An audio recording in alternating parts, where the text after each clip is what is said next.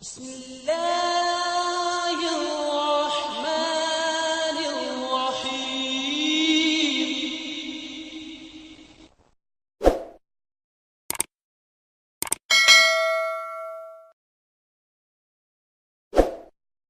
آج کے ٹاپک کے مطابق ہے، کیا ہندو قوم نے انگریزوں کی طرفداری کی تاکہ اسلام کو بدنام کیا جائے اور مسلمانوں کی عظمت کو ختم کیا جائے؟ پھر مختلف مسلمان فرقوں نے بھی نفاق پیدا کر دیا۔ موجودہ وقت میں مسلمانوں کے فرقوں کی کس طرح رہنمائی کی جائے تاکہ ان کو سمجھ آئے کہ حضرت مسیح موعود علیہ السلام کا پیغام لوگوں کو ملے اور ان کو صحیح حقیقت علم ہو کہ اسلام کیا چیز ہے۔ جزاکم اللہ احسن الجزا۔ جزاک اللہ عبدالرشید صاحب، نصیر صاحب۔ دیکھیں، وہ بات یہ ٹھیک ہے کہ کانگریس کا سب سے بڑا زور جو اس بات پہ دیتی تھی کہ مسلم لیگ جو ہے وہ مسلمانوں کی نمائندہ جماعت نہیں ہے، اور کانگریس جو ہے وہ تمام ہندوستان کی ایک نمائندہ جماعت ہے۔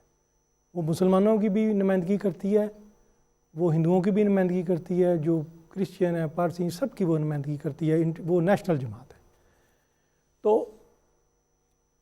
1945 میں جو مذاکرات ہوئے ہیں تو اس میں ویول نے کی اس میں تو اس پہ جھگڑا ہو گیا نا کہ مسلم لیگ نے کہا کہ جتنے مسلم نمائندے ہیں وہ مسلم لیگ نامزد کرے گی۔ کانگریس نے کہا کہ نہیں، ایک نمائندہ ہم نامزد کریں گے، آپ سب کے نمائندہ نہیں ہیں۔ تو یہ اس کا تھا، اور یہ جو احرار تھے یا دوسرے لوگ تھے یہ اس کا کیس پروجیکٹ کر رہے تھے۔ انہوں نے احمدیوں کے خلاف صرف ثابت نہیں کہ یہ مذہبی ہتھیار استعمال نہیں کیا، قائد اعظم کو کافر اعظم کہا ہے،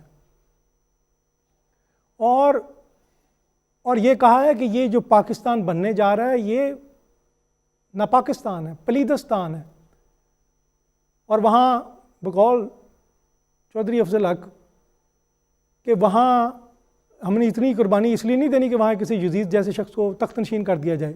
قائد اعظم کی طرف اشارہ کر رہے ہیں۔ پاکستان بننے کے بعد بھی انہوں نے کہا یہ خاکستان ہے، اور منیر رپورٹ میں موجود ہے کہ ان لوگوں کی اتنی جرت ہے کہ عدالت میں کھڑے ہو کے انہوں نے کہا کہ محمد علی اظہر نے کہ یہ میں کافر سمجھتا ہوں اب بھی قائد اعظم کو، اور عدالت میں انہوں نے کہا کہ جی مطالعہ شاہ بخاری نے تقریر کرتے ہوئے پاکستان کو بازاری عورت قرار دیا ہے۔ یہ منیر رپورٹ میں موجود ہے، آپ پڑھ سکتے ہیں۔ تو انہوں نے ایک صرف احمدیہ جماعت کے خلاف ہتھیار استعمال نہیں کیا، انہوں نے جتنی مسلم لیگ کی، انہوں نے کہا یہ بے دین ہے، بے عمل ہے، سب کے بارے میں، اور وہاں اسلام بننا ہی نہیں، وہ تو بے دینوں کی ہے حکومت ہوگی۔ اب یہ کس منہ سے یہ کہتے ہیں کہ جی بنا تھا، اس نام سے بنا تھا، جی اسلام کے نام، ہماری انٹرپریٹیشن نافذ کر دو۔ آپ تو کسی کو نہیں مانتے تھے۔ یہ اصفہانی صاحب ہیں، یہ اصفہانی، وہ یہ کہتے ہیں، لکھتے ہیں کہ مجھے تو حیرت ہوتی ہے علماء یہ کتنے سخت دل لوگ ہیں۔ وہاں کانفرنس ہو رہی تھی، ان کو علماء کو بھی بلایا گیا، بھائی یونائٹ ہوں، یونائٹ کریں، وہ ان سے چیلنج کر دیا ہماری حیثیت کو، مسلمان منتشر ہیں، ان کا کوئی حق نہیں ملے گا وہاں سے اگر آپ یونائٹ ہو کے نہیں جائیں گے، انگریز تو چھوڑ کے چلے جائیں گے، کیا بنے گا تمہارا؟ تو ان کو علماء بھی بیٹھے ہوئے تھے، سارے لوگ بیٹھے، ان کو اپیل کی کہ بھئی آپ اکٹھے ہوں۔ تو وہاں جمعیت علماء ہند انہوں نے کہا جی ہمیں 50,000 روپے کی ضرورت ہے، ہم نے اپنی کرنی ہے، مہم سازی کرنی ہے، تو اس کے لیے ہمیں 50,000 کی ضرورت ہے۔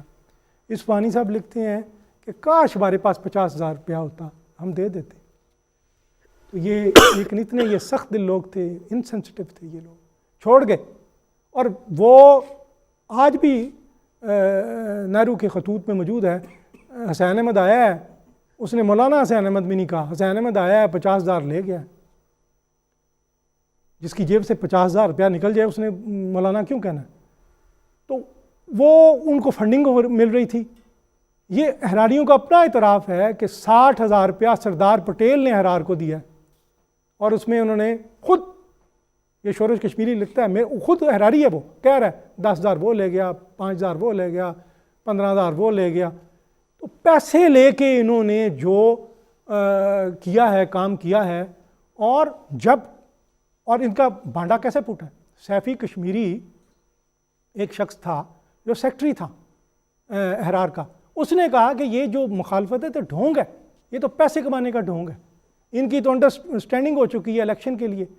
تو وہ ہوا ہے بالکل ہی، جب مسجد شہید گنج کا واقعہ پیش ہے 1935 میں، تو اس میں یہ بات ہوئی کہ بھئی آپ نکلیں باہر، تو انہوں نے پسرور میں تقریر کرتے ہوئے کہا ہمارے ذہن میں تو یہ ہے کہ قادیانیوں کی مخالفت ہے اور کونسلوں کا پروگرام ہے، ہم کوئی ایسی تحریک نہیں شروع کر سکتے کہ جس سے شروع کرنے سے جیل کی ہوا کھانا پڑے۔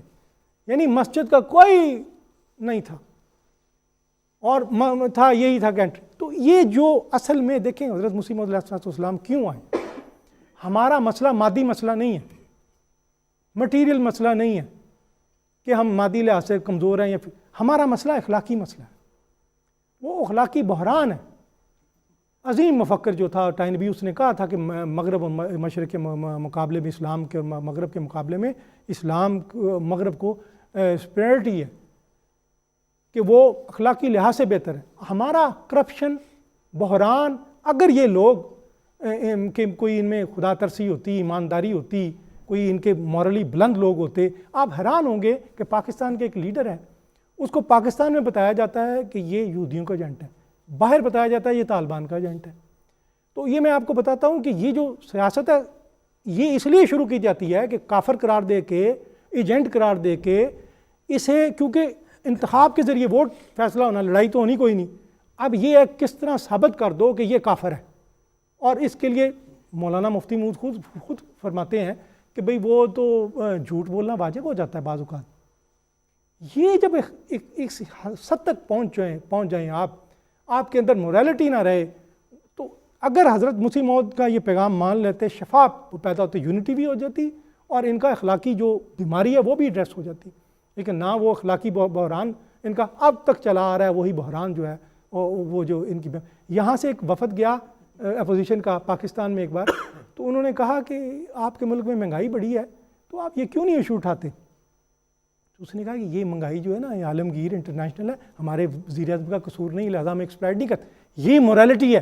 لیکن ہمارے ہاں جو لیڈروں کو تھا کہ کوئی پوائنٹ مل جائے جھوٹا سچا دوسرے کو باہر نکال دے اس سیاست سے، تاکہ ہم یہ تھا۔ اور اگر بات ٹھیک ہے ان کی کہ انہوں نے پھر ایجنٹ خریدے، پیسے دیے، اور اس طرح مسلمانوں کی جو جمعیت تھی وہ منتشر ہوئی۔ میں